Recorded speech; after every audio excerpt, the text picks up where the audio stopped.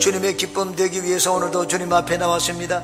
말씀을 들을 때 우리 생각이 하나님의 기쁨 되게 도와주시고 우리 마음이 하나님의 기쁨 되게 도와주시옵소서. 우리 삶이 하나님의 기쁨 되기를 원합니다. 내게 속한 모든 것이 하나님의 기쁨이 되게 도와주시옵소서. 우리 교회가 하나님 기쁨 되기를 원합니다. 늘 말씀과 성령으로 충만하게 도와주시옵소서. 이곳에 나오는 자들이 다 하나님을 알고 주님을 만나게 도와주시며 인생이 변화되게 도와주시옵소서. 하나님, 우리는 변화의 성령을 온 세상에 전하기를 원합니다. 영동과 광명 전역에 하나님의 택한 백성들을 불러주시고 그들을 변화시켜 주시며 예수 그리스도의 복음을 땅끝까지 전하는 하나님의 도구 되게 도와주시옵소서. 성령 하나님, 바람같이 불같이 생수같이 우리 가운데 운행하여 주시옵소서. 예수님의 이름으로 기도합니다. 아멘. 할렐루야. 주님이 우리와 함께 계십니다. 하나님께 나오니까 어떻습니까? 좋으신 하나님이 우리를 부르셨으니 이 시간 좋은 일이 있을 줄 믿습니다. 우리 옆에 계신 분들께 축복의 인사를 나누겠습니다. 당신에게 좋은 일이 일어납니다. 당신에게 좋은 일이 일어납니다. 나를 축복하는 선포를 하겠습니다. 나에게 기적이 일어납니다. 나에게 기적이 일어납니다. 믿습니다. 우리 입술의 고백대로 하나님이 들으시고 이루실 줄 믿습니다. 이 시간은 변화와 축복이라는 제목으로 말씀의 은혜를 나누겠습니다. 제 여동생이 아들이 차를 샀습니다. 아들이 몸무게가 90kg가 넘기 때문에 아들과 딜을 했습니다. 내가 몸무게를 80kg 이하로 줄이면 차를 사는데 절반을 보조를 해주겠다고 했습니다. 매달마다 40만 원씩 보조를 해주겠다. 그 대신 매달마다 네 몸무게를 찍어서 동영상으로 보내라고 했습니다. 아들이 그것을 수락을 했습니다. 그래서 80kg로 불과 한두 달 만에 80kg로 몸무게를 빼는 것을 봤습니다. 아들은 아들대로 자기가 차고 싶어하는 외제차를 사고, 또 부모는 아들이 건강한 몸을 갖게 되어가지고 서로가 좋아하는 것을 봤습니다. 하나님과 우리와의 관계도 마찬가지입니다. 하나님은 자녀된 우리가 복을 받기를 원합니다. 하나님 우리를 복 주시기 원합니다. 그런데 하나님은 우리에게 복을 주실 때 변화와 함께 복을 주십니다. 우리가 하나님께 복을 받기 위해서는 변화가 되어야 됩니다. 변화되기 위해서 어떻게 해야 되겠습니까? 오늘 이 말씀을 중심으로 세 가지를 같이 살펴보고 은혜를 나누겠습니다. 첫째, 좋은 환경을 만들어야 합니다. 한번 따라해 주시기 바랍니다. 좋은 환경을 만들자. 12절을 보니까 죄가 너희 죽을 몸을 지배하지 못하게 하라고 했습니다. 죄가 내 몸을 지배하지 못하도록 하라고 했습니다. 그러므로 내가 죄를 쉽게 짓는 그런 환경을 만들면 안 됩니다. 술과 담배를 가까이 하면 안 됩니다. 마약과 도박을 가까이 해서도 안 됩니다. 세상적인 향락을 가까이 하면 안 됩니다. 그런 환경 속에서 살면 우리 몸은 죄의 지배를 받습니다. 좋은 환경을 만들기 위해서는 좋은 사람들과 사귀어야 합니다. 죄를 멀리하기 위해서는 선한 사람들, 그리고 믿음의 사람들과 함께 사귀어야 됩니다. 선한 사람과 믿음의 사람은 좋은 환경입니다. 그런 사람들과 사귀다 보면 마음이 선해지게 됩니다. 내가 믿음의 사람이 되게 됩니다. 그러면 죄가 우리를 지배하지 못합니다. 성도님 한 분이 늘 저와 같이 밥 먹는 것을 좋아합니다. 점심때도 전화를 하고 저녁에도 전화를 합니다. 저와 함께 있으면 너무 좋다고 합니다. 나쁜 생각이 들지 않아서 좋고 나쁜 곳에 가지 않아서 좋다는 말을 하는 것을 들었습니다. 저와 얘기하다 보면 신앙을 배우는데 목사님 한 번에 하나씩만 배워도 1년이면 300가지가 넘게 배우지 않습니까? 이렇게 말을 하는 것을 봤습니다. 변화되기 위해서는 좋은 환경 속에 있어야 됩니다. 가장 좋은 환경은 사람입니다. 그러므로 여러분은 항상 믿음의 사람들을 가까이 두시기 바랍니다. 예수님도 병을 고칠 때 믿음의 사람들을 가까이 두었습니다. 회당장 야이르의 딸을 고치실 때 그 아버지와 함께 베드로, 야고보, 요한을 데리고 갔습니다. 믿음이 없는 제자들은 데리고 가지 않았습니다. 불신앙을 가지고 있으면 죄가 불신앙을 타고 역사를 합니다. 우리가 믿음을 가지고 있으면 하나님께서 그 믿음을 따라 역사를 합니다. 신앙의 사람이 되면 하나님이 역사하고, 불신앙의 사람이 되면 죄와 마귀가 역사를 합니다. 성경은 말씀을 하기를 하나님의 역사를 바라면 죄를 버리라고 말씀을 하고 있습니다. 야고보서 5장 15절 16절입니다. 믿음의 기도는 병든 자를 구원하리니 주께서 그를 일으키시리라. 혹시 죄를 범하였을지라도 사하심을 받으리라. 그러므로 너희 죄를 서로 고백하며 병이 낫기를 위하여 서로 기도하라. 의인의 강구는 역사하는 힘이 큼이더라. 우리가 죄를 고백하고 죄를 멀리하게 되면 하나님의 역사가 클 것이라고 말씀을 했습니다. 성경에 보면 믿음이 없는 사람들에게 둘러싸여 있다가 큰 낭패를 만난 자가 있습니다. 솔로몬의 아들 로보암 왕입니다. 로보암은 아버지로부터 왕위를 물려받고 난 다음에 나이가 든 늙은 대신들의 조언을 듣지를 않았습니다. 그리고는 어릴 때 자기들과 같이 자랐던 젊은 친구들의 말을 들었습니다. 친구들을 나라의 중요한 자리에 위치시키고 그리고 그들의 말을 따라서 나라를 다스렸습니다. 많은 부족이 반발을 했습니다. 북쪽 이스라엘의 10지파가 뭉쳐가지고 반란을 일으켰습니다. 우리는 당신 말을 듣지 않겠다. 그래서 여로보암을 왕으로 세우고 북쪽 10지파는 떨어져 나갔습니다. 나라의 절반을 잃게 되었습니다. 참 젊은 친구들의 말을 듣고 나라를 다스린 결과 낭패를 받는다고 말했습니다. 그와는 반대로 성경에 좋은 믿음의 친구를 둔 자들이 있습니다. 다니엘과 사드락과 메삭과 아벳노고입니다. 이들은 서로가 믿음이 있는 친구들이었습니다. 서로가 믿음의 말을 해주고 신앙을 격려해 주었습니다. 한 번은 느부갓네살 왕이 신상을 만들어 놓고 거기 절하라고 했습니다. 절하지 않으면 풀무에 던져버리겠다고 했습니다. 사드락과 메삭과 아벳노고는 왕의 조서가 세워지고 느부갓네살 왕의 금신상이 세워진 것을 알았지만 그 앞에 절을 하지를 않았습니다. 붙들려 갔습니다.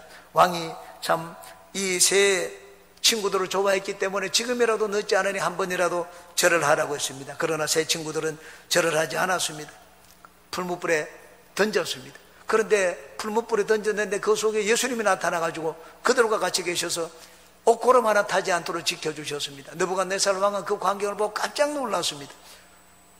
풀무를 끄고 풀무에서 나오게 했습니다. 이들이 나와서 보니까는 옷고름 하나 타지 않았습니다. 느부갓네살 왕이 그 다니엘 세 친구들을 보고는 이렇게 말을 했습니다. 다니엘서 3장입니다. 그러므로 내가 이제 조서를 내려놓으니 각 백성과 각 나라와 각 언어를 말하는 자가 모두 사드락과 메삭과 아벳노고의 하나님께 경솔히 말하거든 그 몸을 쪼개고 그 집을 거름토로 삼을지니 이는 이같이 사람을 구원할 다른 신이 없음이니라 하더라. 왕이 드디어 사드락과 메삭과 아벳노고를 바벨론 지방에서 더욱 높이니라. 여러분, 믿음의 사람들을 곁에 두고 좋은 신앙의 관계를 가진 결과 박해를 받는 것 같았지만 하나님이 그들과 함께 해주셨습니다. 나중에는 그 도에서 훨씬 더 높아지게 되었습니다. 다니엘도 마찬가지였습니다. 다니엘은 그 세 친구들이 풀무에서 던져졌을 때 건져주는 것을 보았습니다. 자기도 나이가 들었을 때 다리오 왕 외에 다른 신에게 절을 하면 사족을 던진다는 그 조서가 반포된 것을 알았습니다. 그러나 아랑곳하지 않았습니다. 예루살렘을 향하여 문을 열어놓고 하루 3번씩 기도했습니다. 나를 잡아가라는 것이었습니다. 붙잡혔습니다. 현장에서 체포되어서 사족을 던져졌습니다. 다리오 왕은 밤새도록 금식을 했습니다. 너무나 사랑하는 신하가 사자밥이 되는 것 마음이 괴로웠습니다. 아침에 동트기가 무섭게 사자굴에 달려갔습니다. 다니엘아, 네가 숨기는 너희 하나님이 너를 구원하였느냐?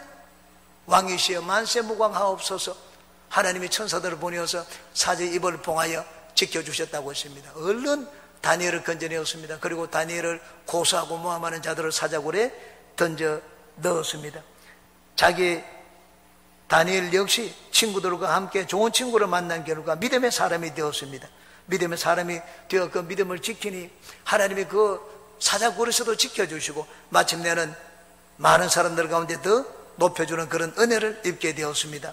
여러분, 우리가 죄를 짓지 않는 좋은 환경을 만들기 위해서는 믿음의 사람들, 선한 사람들과 함께 교제해야 됩니다. 좋은 환경을 만들기 위해서 또한 내 자신이 긍정적인 사람이 되어야 됩니다. 여러분, 주위 환경도 좋아야 되지만은 내 스스로 좋은 환경을 마련해야 됩니다. 내 영혼이 거하는 환경이 어디입니까? 내 생각과 마음입니다. 그러므로 생각과 마음이 좋은 환경이 되어야 됩니다. 생각과 마음이 부정적이 되면 안 됩니다. 성경은 말씀을 합니다. 잠언서 23장 7절입니다. 대저 그 마음의 생각이 어떠하면 그 위인도 그러한즉 그가 내게 먹고 마시라 할지라도 그의 마음은 너와 함께 있지 하지 아니함이라고 했습니다. 그 마음과 생각이 어떠하면 그 사람 됨됨이도 그러하다고 했습니다. 같이 가지 말라고 했습니다. 친구를 사귈 때는 마음을 보고 생각을 보고 사귀라고 했습니다. 그러므로 내가 내 생각과 내 마음이 나를 둘러싼 좋은 환경입니다. 내가 좋은 환경을 만들기 위해서는 내 생각을 자꾸 좋게 만들어야 됩니다. 생각이 긍정적인 사람이 되어야 됩니다. 내가 긍정적인 사람이 되면은 죄가 나를 지배하지 못합니다. 죄는 부정적인 사람을 좋아합니다. 그러므로 죄를 가까이 오지 않도록 하기 위해서는 내가 늘 긍정적인 사람이 되어야 됩니다. 생각이 긍정적이고 말이 긍정적이고 행동이 긍정적인 사람이 되어야지 죄가 나 가까이 다가오지를 않습니다. 내 자신에 대해서 죄책감과 열등감을 버려야 됩니다. 이게 성경에 보니까는 예수님이 나를 위하여 십자가를 지치고 내 죄를 전부 도말했다고 했습니다. 아니, 나는 여전히 거짓말도 하고 죄를 짓는데요. 나는 여전히 내 마음에 미워하는 마음도 있고 나쁜 생각도 있는데요. 그래도 예수님이 나를 위하여 모든 죄를 다 도말하셨다고 했습니다. 그러므로 하나님이 나를 의롭다고 보시기 때문에 나도 내 자신에 대해서 의롭다고 생각을 해야 됩니다. 나는 패배자다. 내가 무엇을 할 수 있겠는가? 그런 열등감 가지고 패배감을 가지면 안 됩니다. 내 자신에 대한 자화상을 바꾸어야 됩니다. 심리학자 멀티 박사는 말하기를 인간의 자화상은 그 사람의 현재와 미래를 형성한다고 말을 했습니다. 내가 어떤 자화상을 가지고 있느냐 하는 것에 따라서 그 사람의 현재와 미래가 결정된다는 말입니다. 예수님 안에서 우리는 항상 긍정적인 자화상을 가져야 됩니다. 저는 초등학교 시절, 그때는 예수님을 믿지 않을 때였습니다. 학교 선생님들의 블랙리스트에 제 이름이 올라가 있었습니다. 저는 문제 학생이었습니다. 선생님에게 욕을 하고 돌멩이를 던지고 집에 돌아오면 어머님이 항상 뒷문제를 해결해 주었습니다. 그러다가 4학년 때 담임 선생님의 가정 방문을 받았습니다. 저는 문을 닫고 건너방에 건너가 있었습니다. 저희 새로운 담임 선생님이 저희 아내에게, 저희 어머니에게 그 하시는 말씀을 문틈으로 가만히 엿들었습니다. 보니까는 나중에 제가 느낀 것이지만 그 담임 선생님이 제가 들을 수 있도록 문틈에서 엿들으라고 저를 건너방에 건너가게 하고 저희 어머님에게 말씀을 하신 것 같았습니다. 그분이 이렇게 말을 했습니다. 현근이 저 녀석은 장난을 많이 칩니다. 그런데 내가 보니까 공부를 하면 아주 잘할 애입니다. 머리가 좋습니다. 저는 칭찬하는 말을 전하고 그때 처음 들었습니다. 항상 말썽을 피웠기 때문에 욕을 얻어먹고 꾸중을 듣고 벌을 받았지 칭찬을 들어보지를 못했습니다. 그런데 몰래 건너가 있으라고 하고 그분은 저희 어머니에게 저에 대해서 칭찬하는 말을 했습니다. 그날 저녁에 저는 잠을 잘 수가 없었습니다.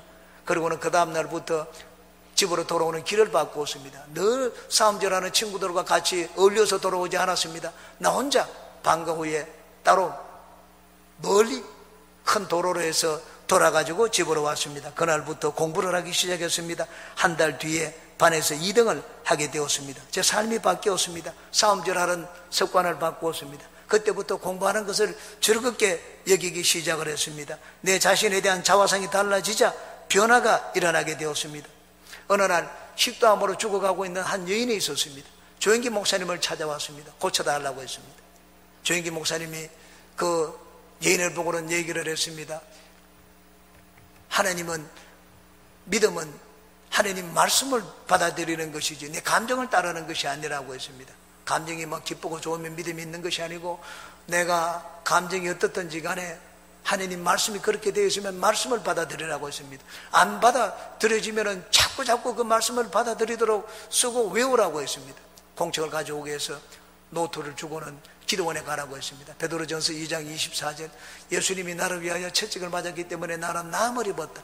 이걸 1만번 써가지고 오라고 했습니다. 그리고 난 다음에 기도해 주겠다고 했습니다. 여인은 조영기 목사님의 말씀을 듣고 그 노트를 가지고 기도원에 갔습니다. 그리고는 진짜 기도굴에 들어가서 베드로전서 2장 24절을 1만 번 적었습니다. 그리고는 일주일 뒤에 1만 번 적는데 일주일이 걸렸습니다. 일주일 뒤에 목사님의 사무실을 다시 찾아왔습니다. 그리고는 목사님 앞에 얘기를 했습니다. 목사님 이 노트를 보세요. 제가 목사님 말씀하신 대로 1만 번을 적었다고 했습니다. 목사님이 이 여인에게 물었습니다. 식도암에 들어갔습니까? 식도암이요? 나도 모르는 새에 나았어요. 성경 구절을 1만 번 적는 동안에 식도암이 나았다는 말을 하게 되었습니다. 예수님의 채찍이 맞음으로 나는 나음을 입었다. 예수님의 채찍이 맞음으로 나는 나음을 입었다. 계속 쓰고 그것을 입으로 내이는 동안에 생각이 바뀌었습니다. 생각이 바뀌게 되자 실제로 하나님의 역사를 하게 되었습니다. 마음이 부정적이면 하나님의 역사할 수가 없습니다. 우리가 하나님의 역사를 바라면 마음이 항상 긍정적이 되어야 됩니다. 여러분 자신에 대해서 항상 긍정적이고 소망적인 자화상을 가지시기를 주님의 이름으로 축원합니다. 그 다음 변화되기 가장 좋은 환경은 예배 자리입니다. 우리가 하나님께 나아가면은 하나님 자리에는 말씀과 성령이 있습니다. 이 가운데 우리는 주님을 예배하기 위해서 나왔습니다. 이 가운데는 말씀과 성령이 충만합니다. 주님을 예배하는 곳에는 말씀과 성령이 충만합니다. 그러므로 예배에 열심을 내시기 바랍니다. 우리를 변화시키는 것은 다른 것이 아닙니다. 우리를 생각을 바꾸는 것은 하나님 말씀이고 우리의 마음을 바꾸는 것은 성령의 능력입니다. 우리를 변화시켜 주시는 것은 하나님 말씀과 성령의 능력입니다. 그러므로 우리가 변화받기를 원하면, 좋은 환경을 찾기를 원하면 예배 자리에 열심을 내야 됩니다. 우리 교회는 예배가 많습니다. 주일 예배, 저녁 예배, 수요 예배, 새벽 예배 다 드립니다. 새벽 예배는 매일 부흥회를 하는 것 같이 드립니다. 금요철야 구역 예배도 있습니다. 예배에 열심을 내시기 바랍니다. 우리가 변화와 축복을 체험하기 위해서는 예배 자리에 나오는데 열심을 내어야 됩니다. 우리 교회 표가 있습니다. 성령으로 꿈을 꾸고 말씀으로 변화받아, 변화를 받기 위해서는 말씀을 들어야 됩니다. 예배 자리에 나와야 됩니다. 예배를 드리는 여러분 모두 하나님 말씀으로 성령의 능력으로 변화를 체험하시기를 주님의 이름으로 축원합니다. 두 번째입니다. 하나님께 바쳐진 삶을 살아야 됩니다. 한번 따라해 주시기 바랍니다. 하나님께 바쳐진 삶을 살자. 변화와 축복을 얻기 위해서는 하나님 앞에 나를 바쳐야 됩니다. 하나님의 다스림을 받기 위해서는 하나님께 바쳐야 됩니다. 하나님께 내놓아야지 하나님이 그것을 다스려 주시죠. 내가 시간을 내놓아야지 하나님이 내 시간을 다스려 주십니다. 내가 재물을 내놓아야지 하나님이 내 재물을 다스려 주십니다. 내 생각을 내놓아야지 하나님이 내 생각을 다스려 주십니다. 내 인생을 하나님께 내놓아야지 하나님이 나를 다스려 주십니다. 13절을 보시기 바랍니다. 또한 너희 지체를 불의의 무기로 죄에게 내주지 말고 오직 너희 자신을 죽은 자 가운데서 다시 살아난 자 같이 하나님께 드리며 너희 지체를 의의 무기로 하나님께 드리라고 했습니다. 죄에게 드리지 말고 죄에게 바치지 말고 하나님께 바치라고 말을 했습니다. 우리 몸의 각 부분들은 내가 누구에게 바치느냐, 그 바치는 자의 지배를 받습니다. 우리가 죄에게 드리면 죄의 지배를 받습니다. 하나님께 바치면 하나님의 지배를 받습니다. 이중표 지금 하늘나라 가셨습니다. 고 이중표 목사님이 농촌교회에서 목회를 할 때 일입니다. 어느 주일날 믿지 않던 한 집사님이 남편을 데리고 왔습니다. 남편이 나와가지고 목사님에게 인사를 했습니다. 교회 나오려면 돈이 얼마나 들어야 됩니까? 얼마나 있어야 나옵니까? 가톨릭 교회는 돈이 안 든다고 하는데 개신교회는 돈이 많이 든다는 얘기를 들었습니다. 얼마나 있어야지 교회 나올 수 있느냐고 물었습니다. 그래서 목사님이 그 남편에게 되물었습니다. 얼마나 있으면 믿겠습니까? 비용이 어느 정도 들면 믿겠습니까? 담배값 정도 들면 믿겠습니다. 왜 담배값 정도입니까? 난 예수님을 믿으면 담배를 끊을 것이기 때문에 담배값 정도는 들을 수 있다고 했습니다. 아, 그만하면 충분하다. 담배값이면 예수님을 믿을 수 있다고 했습니다. 나중에 이분이 보니까 헌금이 조금 올랐습니다. 어떻게 헌금이 올랐습니까? 술도 끊었다고 했습니다. 그래서 헌금을 좀 더 올렸습니다. 예수님 믿고 3년이 지나고 난 다음에 세례를 받으라고 하는데 세례를 받지를 않았습니다. 아내에게 자꾸 얘기를 하는데 세례를 받지 않았습니다. 아내에게 그 이유를 물어보았습니다. 그랬더니 그 아내 되는 집사님이 얘기를 했습니다. 세례를 받으면 11조를 내야 되지 않느냐? 그래서 세례 안 받는다고 했습니다. 예수님을 믿어도 제대로 믿는 분이었습니다. 그래서 한 번은 신방을 갔습니다. 신방을 갔더니 이 남편이 물었습니다. 목사님, 11조를 드릴 때는 어떻게 드려야 됩니까? 남는 것에서 다 원가를 제하고 남는 것에서 10분의 1을 드려야 됩니까? 아니면 전체 10분의 1을 드려야 됩니까? 어떻게 드려도 좋습니다. 본인이 믿음이 되는 대로 드리면 된다고 했습니다. 그러고 난 다음에 세례를 받았습니다. 그리고 11조를 들었습니다. 감자 2가마니를 가지고 왔습니다. 처음에는 감자 2가마니를 가지고 오더니 나중에는 감자 그 다음에는 20가마니를 가지고 왔습니다. 예수님을 믿으면 비용이 얼마나 듭니까? 하나님 앞에 드리니까 드리는 그것에 하나님이 역사를 해주셨습니다. 하나님이 다스려 주시고 간섭을 해주시고 돌봐주셨습니다. 하나님 앞에 바치는 것이 있어야지 하나님이 나를 돌봐주십니다. 11조는 여러분 이 종교세이기 전에 왕에게 드리는 세금입니다. 만왕의 왕이신 예수님께 드리는 여러분 인두세입니다. 옛날부터 나라의 세금을 바쳤습니다. 세금을 바치지 않으면 나라의 보호를 받지를 못합니다. 오늘날도 마찬가지입니다. 오늘날도 세금을 내지 않으면 보호를 받지를 못합니다. 나라의 보호를 받고 다스림을 받기 위해서는 나라의 세금을 내야 됩니다. 보통 옛날에 왕에게 바치는 세금이 10분의 1이었습니다. 거의 모든 나라가 공통적이었습니다. 왕에게 바치는 세금이 바로 인두세 10분의 1이었습니다. 세금을 내야지 나라의 보호를 받았습니다. 1992년 4월에 미국의 LA 흑인 폭동이 일어났습니다. 로드니 킹이 흑인입니다. 흑인 청년이 과속을 질주하다가 경찰에 붙들렸습니다. 흑인이기 때문에 백인 이 경찰들이 무자비하게 집단 구타를 했습니다.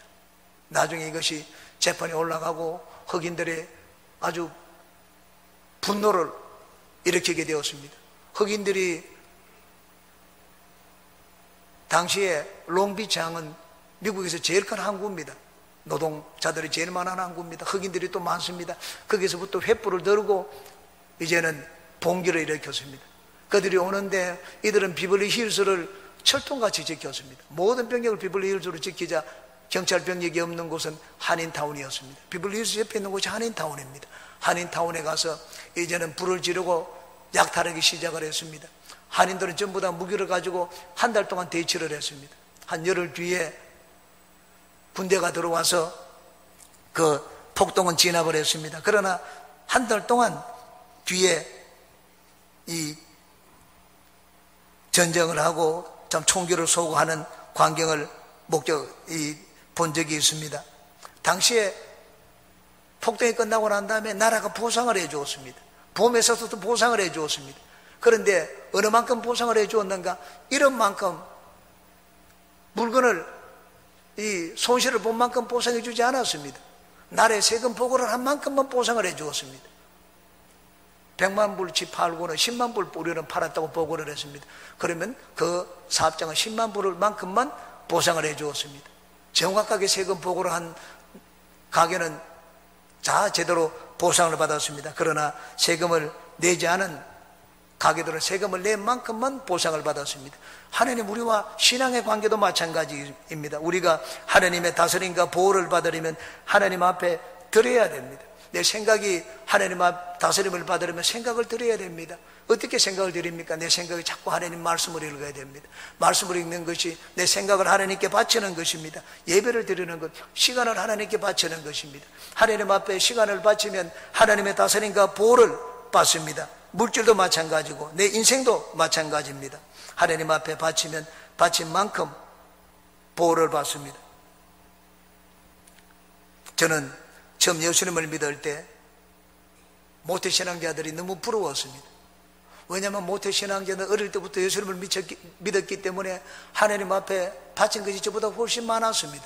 저는 27에 예수님을 믿었습니다. 그들이 너무 부러웠습니다. 나는 이제 이 나이에 믿어가지고 어떻게 저들이 받은 복을 따라갈 수 있을까? 그러다가 나중에는 하나님이 나중난 자가 먼저 되게 하신다, 그 말씀에 위로를 받았습니다. 그래, 나도 늦었지만은 지금부터라도 따라가자. 그래서 저는 그들보다 예배를 많이 드려야 되겠다고 생각을 했습니다. 늦었지만 시간을 많이 바치면은 하나님께서 불쌍히 여겨서 또 복을 주시지 않겠느냐? 저는 주일날 4번 예배를 드렸습니다. 교회학교 봉사를 할 때 교사 예배를 드리고 학생 예배를 드리고 내 예배를 드리고 저녁 예배를 드렸습니다. 기본이 4번이었습니다. 화요일과 목요일은 성경 공부를 한다고 교회 나갔습니다. 수요일과 금요일은 예배 드린다고 어김없이 나갔습니다. 금요일은 제가 다닐 때는 완전히 온 철야를 했습니다. 11시에 예배를 드리면은 새벽 4시에 예배가 끝났습니다. 10시죠. 10시에 들어서 새벽 4시가 끝나면 통금 해제가 되면 돌아왔습니다. 토요일 날은 구역 예배였습니다. 월요일만 빼놓고 매일 하나님 앞에 시간을 들었던 기억이 납니다. 나중에 보니까는 참 하나님이 제게 변화를 주셨습니다. 저는 시간을 많이 드리고 예배를 드리면 저절로 복을 받을 줄 알았습니다. 그런데 난 내 속에 변화가 일어나는 것을 그때 알게 되었습니다. 하나님 앞에 시간을 드리고 말씀을 자꾸 듣자 생각이 바뀌어지기 시작을 했습니다. 저는 굉장히 비판적인 사람이었습니다. 비판적인 생각이 바뀌어지고 순종적인 사람으로 변화되기 시작을 했습니다. 그리고 내 성령께서 저희 생각을 지배를 하시는 것을 느꼈습니다. 성령께서 내 생각과 마음을 지배를 했습니다. 이전에는 저는 아주 나이 컴플렉스도 있고 굉장히 열등감과 패배감에 쌓여 있었습니다. 동기 같이 공부하는 학생들보다 나이가 5살이나 많았습니다. 그렇지만은 나는 가진 것이 없고, 그리고 나이도 많고 실력도 그들보다 낫지를 못하고 모든 것이 부족했습니다. 그런데 하나님이 나와 함께 하시니, 예수님이 나의 재산이 되시고 예수님이 내 능력이 되시니 나는 잘 될 수 있다는 생각을 했습니다. 늘 거울을 보고 외쳤습니다. 형관아, 너는 오늘이 어제보다 나았고 내년은 금년보다 나았다. 형관아, 너의 꿈은 이루어진다. 예수님을 믿기 때문에 가진 것은 없었지만은 생각이 바뀌어지게 되었습니다. 내가 생각을 하나님께 바치고 내 시간을 바치니까 성령이 제 속에 있는 모든 걸 다스리기 시작을 했습니다. 생각에 변화를 주고 내 삶의 시간이 헛된 것으로 달아나지 않도록 만들었습니다. 성경을 읽고 책을 읽으면 집중하도록 만들어 주셨습니다. 습관도 하나님의 다스림을 받게 되었습니다. 시간을 하나님께 더 드리고 물질을 하나님께 더 바치는 동안에 하나님은 술과 담배, 당구, 바둑을 끊도록 만들어 주셨습니다. 성령께서 세상적인 습관들에 간섭을 하기 시작하자 내 삶을 붙들고 있던 세상적인 습관들이 하나 둘씩 나에게서 떠나가기 시작을 했습니다. 성경을 읽고 기도하는 거룩한 습관이 들게 되었습니다. 여러분, 삶이 변화되고 하나님의 다스림과 축복을 받기 위해서는 우리가 하나님 앞에 바쳐야 됩니다. 바치는 것이 없으면 받는 것이 없습니다.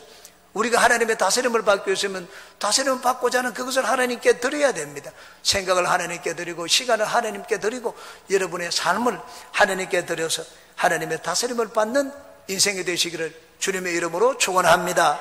세 번째입니다. 하나님의 은혜를 구해야 됩니다. 한번 따라해 주시기 바랍니다. 하나님의 은혜를 구하자. 내가 열심히 노력한다고 해서 변화가 되는 것이 아닙니다. 인간이 열심히 마귀를 이기지를 못합니다. 14절을 보시기 바랍니다. 죄가 너희를 주장하지 못하리니 이런 너희가 법 아래에 있지 아니하고 은혜 아래에 있음이라고 했습니다. 우리가 은혜 아래에 있지 않으면 우리는 죄를 이기지를 못합니다. 그러나 이제는 다르다고 했습니다. 우리가 은혜 아래에 있기 때문에 이제는 죄가 우리를 이기지 못할 것이라고 했습니다. 그러므로 우리가 하나님의 법 아래에 있게 되면은 죄를 이기지를 못합니다. 하나님의 법이 율법입니다. 내가 율법을 지키려고 아무리 애를 쓴들 율법을 지킬 수가 있습니까? 마귀가 가만히 놔둡니까? 하나님 법을 지키러 가면 마귀가 딴지를 겁니다. 탁 발을 그으면 넘어뜨립니다. 하나님께 뛰어오르려고 하면 검으로 던져가지고 뛰어오르지 못하도록 만듭니다. 로마서 7장은 하나님을 위해서 살려고 하면 할수록 더 절망을 느끼는 인간의 모습을 그려놓았습니다. 21절에서 24절입니다. 그러므로 내가 한 법을 깨달았노니 곧 선을 행하기 원하는 나에게 악이 함께 있는 것이로다. 내 속사람으로는 하나님의 법을 즐거워하되 내 지체 속에서 한 다른 법이 내 마음의 법과 싸워 내 지체 속에 있는 죄의 법으로 나를 사로잡는 것을 보는도다. 오라, 나는 공고한 사람이로다. 이 사망의 몸에서 누가 나를 건져내라. 법 아래 있는 인생에게 나오는 것은 탄식밖에 없습니다. 바울 사도는 여기 성령의 은혜 아래 있지 않을 때 하나님 법을 지키고자 하지만 지킬 수 없는 인간의 모습을 보고 장탄식을 했습니다. 법 아래 있는 인간은 저 유혹을 이기지를 못합니다. 죄를 이기기 위해서는 은혜 아래 있어야 됩니다. 14절 다시 한번 보시기 바랍니다. 죄가 너희를 주장하지 못하리니 은혜는 너희가 법 아래 있지 아니하고 은혜 아래에 있습니다. 하나님의 은혜가 무엇입니까? 하나님의 은혜가 성령입니다. 성령의 은혜가 아니고서는 우리는 죄를 이기지를 못합니다. 예수님을 우리 가운데 주신 것이 하나님의 은혜입니다. 예수님을 주신 것 못지않은 하나님의 은혜가 있습니다. 성령을 주신 것입니다. 변화가 되고 하나님의 축복을 받기 원하는 분들은 성령의 은혜를 구하시기 바랍니다. 성령의 은혜로 사는 인생은 이제는 내가 사는 인생이 아닙니다. 성령의 돌보심과 성령의 인도를 받는 인생입니다. 내가 사는 것이 아니라 성령이 나를 위하여 살아주시는 인생을 살게 됩니다. 성령님은 나에 대해서 모든 것을 알고 계십니다. 나에게 필요한 것이 무엇인지를 알고 계시고 내 인생의 앞길에 무엇이 있을지도 알고 계십니다. 이스라엘이 광야에서 40년 동안 생활을 했습니다. 그들을 이끈 것은 성령의 구름 기둥과 불 기둥이었습니다. 어느 곳에 마실 물이 있는지 알지를 못했습니다. 성령이 앞서가셔서 물 있는 곳을 알고 이스라엘을 이끌었습니다. 어느 곳에 푸른 초장이 있는지 몰랐습니다. 성령이 앞서가셔서 푸른 초장이 있는 곳으로 이스라엘을 이끌었습니다. 이스라엘이 한 번은 고기가 먹고 싶다고 했습니다. 모세에게 너무나 원망을 하니까 모세가 절망을 했습니다. 이 광야에서 어떻게 고기를 구합니까? 하나님께 나아가서 모세가 기도했습니다. 하나님, 나를 죽여주세요. 내가 이들의 부모입니까? 내가 나왔습니까? 300만이 와가지고 나한테 고기를 달라고 하는데 내가 어디서 고기를 얻겠습니까? 하느님이 모세에게 대답을 했습니다. 그래, 그러면 내가 고기를 주겠다. 하루도 아니고 이틀도 아니고 열흘, 20날도 아니고 한 달 동안 고기를 주어서 입에 냄새가 나도록, 질려가지고 냄새가 나도록 고기를 주겠다고 했습니다. 모세가 하나님 앞에 얘기했습니다. 하나님, 이 있는 양떼와 소떼를 다 끌어모아도 그런 일이 없고 바다의 고기를 다 잡아서 가져와도 그런 일은 안 생긴다고 했습니다. 하나님 손이 짧아졌느냐? 네가 내일 하나님 구원을 볼 것이라고 했습니다. 다음 날이 되자 갑자기 하늘이 시커멓게 가려지기 시작을 했습니다. 하나님이 저 멀리서부터 메추라기를 불러왔습니다. 메추라기를 불러오자 이스라엘이 노력하지 않았습니다. 가만히 서 있어도 메추라기가 1m 되는 곳에 그냥 앉았습니다. 그냥 서서 주워 담았습니다. 메추라기를 보내신 분이 누굽니까? 메추라기를 보내신 분은 성령이셨습니다. 성령이 바람이 불자 메추라기가 이스라엘이 있는 곳으로 왔습니다. 홍해를 가른 것도 사람의 바람이 자연의 바람이 아니었습니다. 홍해를 가른 것도 성령의 바람이었습니다. 성령은 내 힘으로 하지 못하는 것을 하도록 해주십니다. 그러므로 은혜 중에 은혜는 성령입니다. 예수님이 행하신 많은 기적이 무엇으로 일어났습니까? 성령으로 말미암아 일어났습니다. 사도행전 10장 38절입니다. 하나님이 나사렛 예수에게 성령과 능력을 기름 붓듯 하셨으며 그가 두루다니시며 선한 일을 행하시고 마귀에게 눌린 모든 사람을 고치셨으니 이는 하나님이 함께 계셨습니다. 그 말씀을 합니다. 예수님이 광야에서 시험을 받을 때도 마찬가지입니다. 마귀의 시험을 이기신 비결은 성령이었습니다. 예수님은 침례를 받고 난 다음에 성령으로 충만했습니다. 즉시로 광야로 가서 시험을 받았습니다. 마태복음 4장 1절입니다. 그때 예수께서 성령에게 이끌려 마귀에게 시험을 받으러 광야로 가사라고 했습니다. 예수님이 마귀의 시험을 받을 때 함께 가시고 그 시험을 이길 수 있도록 만들어주신 분이 성령이셨습니다. 예수님도 성령 없이 일을 하지 않았습니다. 무수한 기적을 행한 것이 바로 하나님이 부으신 성령 때문이었다고 했습니다.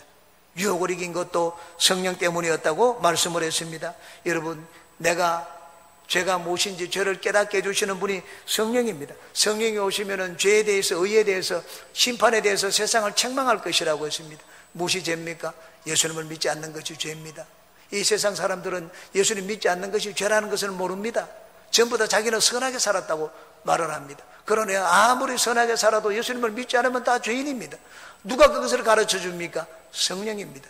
저는 밤새도록 저희 누나와 논쟁을 하면서 기독교와 교회와 예수쟁이들을 다 싸잡아서 욕을 했습니다.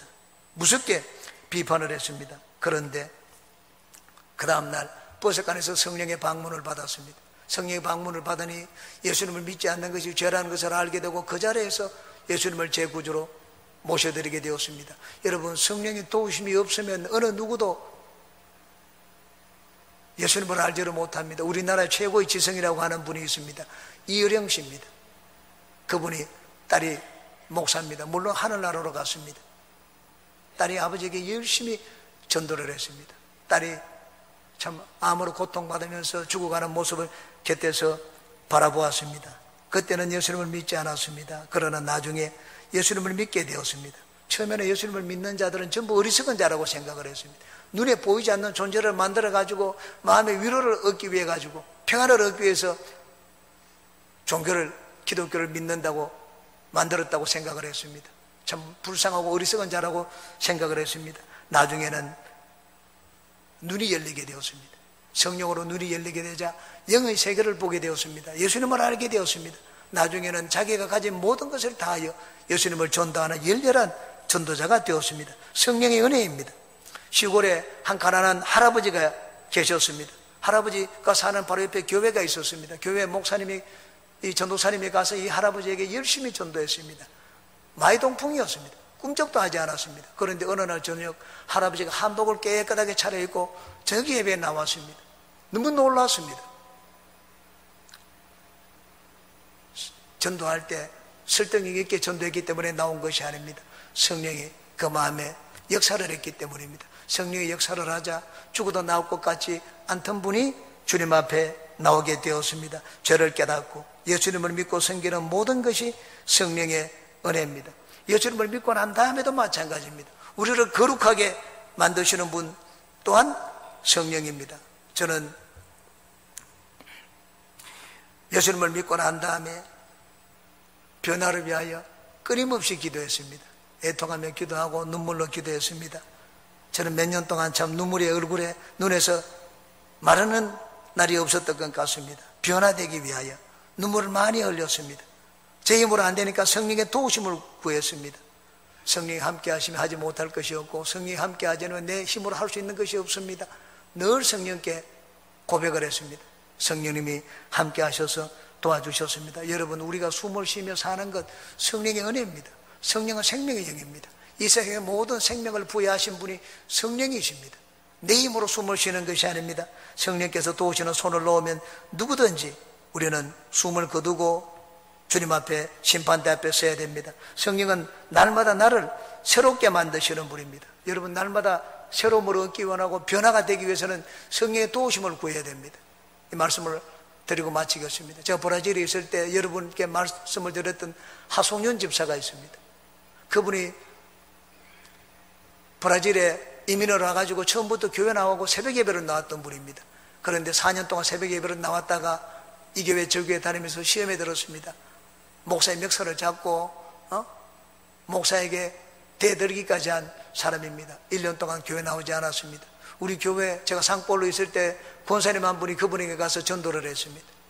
1년 동안 박해를 받으면서 CD를 전해주었습니다. 나중에는 이분이 예수님을 받아들이게 되었습니다. 우리 교회 나오게 되었습니다. 그리고는 새벽 예배 때 나와서 기도하다가 성령을 받았습니다. 매일 2시간씩 기도했습니다. 저도 2시간씩 기도하고 맨 나중에 남는 사람은 저하고 그 하송윤 집사였습니다. 마치고 나면 저한테 늘 와서 질문을 했습니다. 하루는 저한테 와서 이런 질문을 했습니다. 목사님, 성령을 받은 것하고 받지 않은 것하고 차이를 아십니까? 뭔데요? 성령을 받게 되면 기도하게 됩니다. 하나님께 나아가게 됩니다. 나는 성령을 받지 않았을 때도 새벽 기도를 나갔습니다. 그러나 그때는 말씀만 듣고 돌아갔습니다. 그래서 시험에 들었습니다. 그런데 성령에 충만하게 되자 기도하게 되었습니다. 기도하니 시험에 이제는 들지 않습니다. 이렇게 말을 하는 것을 보았습니다. 하나님은 우리를 은혜로 돌보시기 위하여 성령을 보내주셨습니다. 우리가 날마다 새로워지고 변화를 얻기 위해서는 성령으로 충만해야 됩니다. 가정이 새로워지기 위해서는 성령으로 충만해야 됩니다. 내 인생이 새로워지기 위해서도 성령으로 충만해야 됩니다. 우리 교회가 새로워지기 위해서도 성령으로 충만해야 됩니다. 변화를 얻습니다. 너희가 죄 아래에 있지 않고 하나님의 은혜 아래 있다고 했습니다. 성령으로 충만하면 성령만큼 하나님의 은혜 되는 것이 없습니다. 성령의 은혜 아래에 있게 되면 우리는 죄를 이기게 됩니다. 왜? 성령이 나를 살아주시기 때문입니다. 여러분은 늘 성령으로 충만하여 성령 하나님이 살아주시는 인생을 사시기를 주님의 이름으로 축원합니다. 기도하겠습니다. 좋으신 주님이시여, 우리는 다 변화되기를 원하고 하나님께 복을 받기를 원합니다. 여기 복을 받는 비결을 우리에게 보여주었습니다. 좋은 환경을 만들어 그 안에 살게 도와주시고 내 스스로 좋은 환경이 되게 만들어 주시옵소서. 늘 성령 하나님을 의지하며 살기를 원합니다. 하나님 앞에 바쳐진 삶을 살게 도와주시고 성령 하나님과 함께 사는 인생 되게 도와주시옵소서. 예수님의 이름으로 기도합니다. 아멘.